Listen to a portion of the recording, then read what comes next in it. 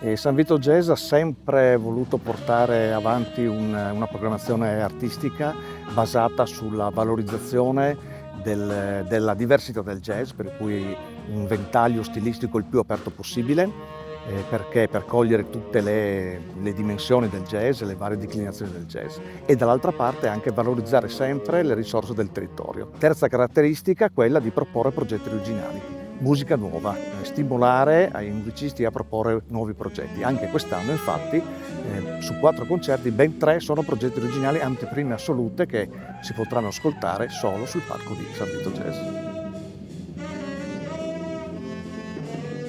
I came here almost 10 years ago and the area is beautiful. I balance the tradition and the present moment by just keeping my foot in the past, in the present, in my mind, in the future. I'm hoping that the audience, that they feel emotions rather than a beautiful balance of the subjectivity, objectivity, feelings, and some intellect in there. But most of all, passion. I hope they feel passion and that the band, we're giving our all.